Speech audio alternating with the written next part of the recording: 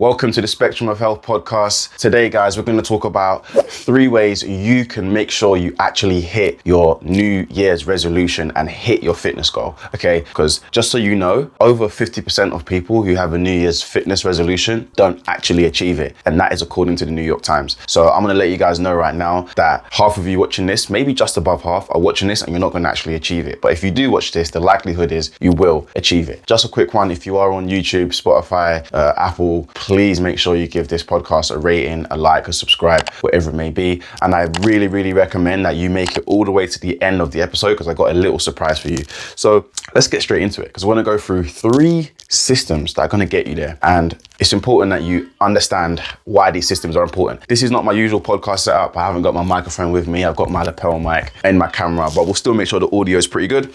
But the first thing is Christmas. I know we ain't even got in New Year's yet, but Christmas is a part of that. It's only a week apart. Don't worry about Christmas. Treat Christmas as normal because it is normal, okay? That's the first thing. But to add to that, we need to do something that I like to call reverse engineering. One of my first business mentors, he kind of explained this process when it came to me getting clients. I had to reverse my way to get those clients, right? So I had a dream of having 50 online clients. So we would work it backwards, okay? So if you want to get 50 online clients in a year, how many clients per month would you need to achieve that, okay? How many calls per week would you need to get that done? How many conversations do you need to have to create calls per week? So I had key performance indicators, or in some phrases that I like to use now is key performance actions, because these are the actions that I have to take every day. You have to reverse engineer your way to success when it comes to getting in amazing shape. And I want to talk to you about how you need to think about this. If you're a guy right now who's overweight, unhappy, carrying excess belly fat, doesn't have any muscles on your body, like you're looking weak, then you have to start thinking about what are the actions that I need to do to get to where I want to get to. And if you have a goal in mind, so let's say in 12 months time, you want to drop 25 pounds, okay? You want to get to 12% body fat. How much weight do you need to lose per month to achieve that?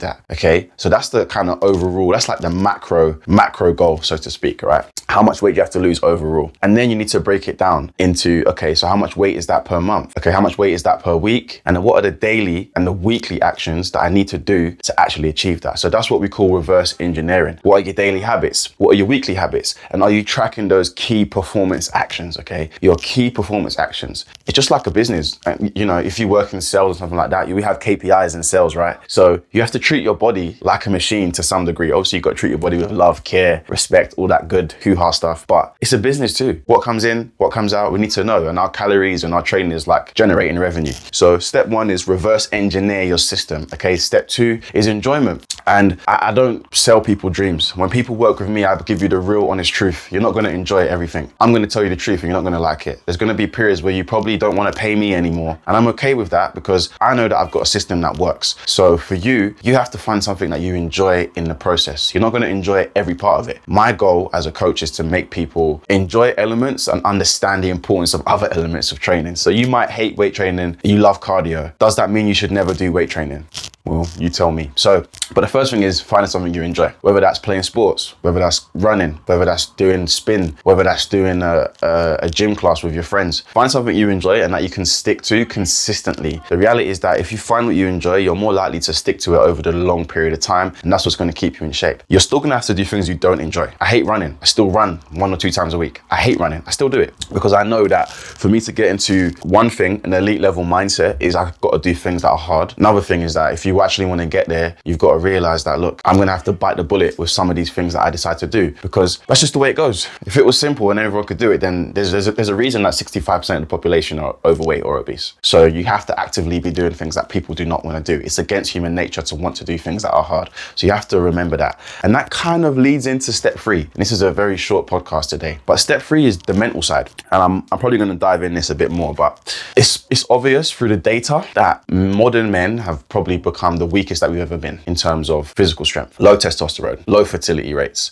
sperm counts getting lower. There's a reason for that. It didn't happen overnight. And one of the major things is a lot of us have just become very weak. Our lifestyles have become very weak and they're not facilitating strength amongst men, which is fine. Like, we're not all supposed to be He-Man, like it's okay. But you have to understand and accept that, okay, if you want to get in amazing shape, you have to complete a mental transformation. And I don't just mean physically, like in your mind, you have to make a mental mental transformation, because you have to make a mental commitment that you've never made before, to the level and to the degree that you haven't made in the past. And maybe you have in the past, like maybe you've been an athlete, or maybe you've been in amazing shape. Like me, I've been an athlete, so that's kind of my experience, you know. And I've got a lot of guys who they've been athletes, or they've played sports at decent levels and they want to get back in shape. But you can't allow that weak mentality in your mind. I'm sorry, you just can't allow that weak mentality if you want to try and get in shape, because it's not easy. It's hard, right? It's hard, but you got to make it as easy as possible, because if it was easy, everyone you see on the road would be in good shape. So you have to create this system in your mind that, okay, I don't need to wait on motivation. I don't need someone to push me. I'm just going to get up and fucking do the work because I have to. And there's reasons that you have to as men, okay? We need to be better leaders, okay? We need to set an example, you know? We want to be able to be protectors for our families, so on and so forth. So there's multiple reasons, right? And also longevity. And especially as a black man, if you're a black man who's overweight, you're more susceptible to certain types of illnesses, diabetes, prostate cancer, so on and so forth. So for me, that's why I'm really passionate about trying to help as many men as possible, because as we get older, if we keep letting these unhealthy lifestyle habits get to us, then we're shortening our lifespan. We already have a shorter average lifespan than a woman. So we need to be doing everything we can to be pushing that up. And if you're always drinking all the time, you're always partying, you're always eating crazy food, then of course you're putting yourself at every statistical disadvantage. Anyone healthy can get shot and killed, or get cancer, or get ill. So I'm not saying that I can't die tomorrow. I can, but I'm trying to give myself every statistical advantage. And that is the benefit of getting in shape, training. Of course you can be obese and still live till you're 90, but that's a statistical anomaly. So we want to put ourselves in a position where we're in the best possible shape forever. And step 3 is that mental commitment, because to do something week after week after week after week and constantly track your progress and stick to it 4 or 5 times a week and eat well 4 or 5 times a week is a mental commitment that a lot of people don't make. So you have to lay it bare, get a whiteboard, set some serious goals, and you will probably get to where you want to get to, right? So that's the third thing. That's the mental commitment you have to make. Those are the 3 ways that you can hit your New Year's resolution. And I did say I got something for you. So before you leave this video or Spotify or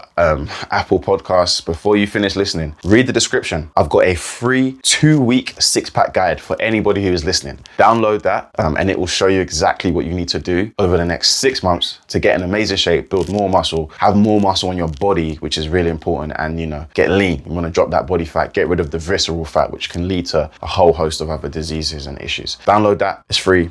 This is Jav, the Spectrum of Health podcast. Don't forget to like, share, subscribe, all that good stuff. We're on YouTube, Spotify, Apple Music, whatever it may be. Peace.